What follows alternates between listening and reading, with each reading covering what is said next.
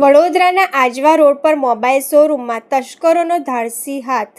Shri Hari township સ્થિત ફોનબુક mobile દુકાનને બનાવ્યો નિશાન. શટર ઊંચું કરી અંદર ઘૂસી 50થી વધુ મોબાઈલની ચોરી. ચોરીની સમગ્ર ઘટના દુકાનના સીસીટીવી કેમેરામાં કેદ. 2 તસ્કરો માસ્ક પહેરી કાળા કપડામાં જોવા મળ્યા. આરોપીઓ બાઇક પર આવ્યા હોવાની પ્રાથમિક આશંકા. ચોરી થયેલા મોબાઈલની કિંમત અંદાજે ₹50 લાખથી વધુ.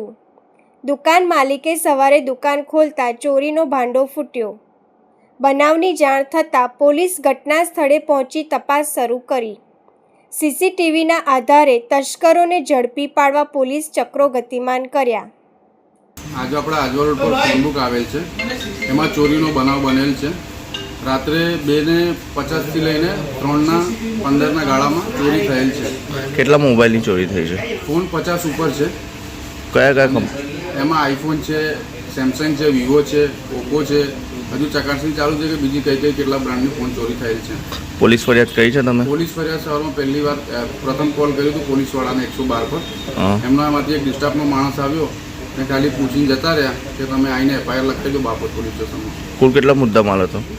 મુદ્દા માલ 30 લાખ ઉપર છે. હજુ તો બીજું કેલ્ક્યુલેશન ચાલુ છે કે બીજું કેટલી વેલ્યુનું છે. કઈ દુકાન આવી છે તમારી? અમારી દુકાન આજવા રોડ પર ફોનબુક આવેલ છે, એમાંથી આ બનાવ બનેલ છે.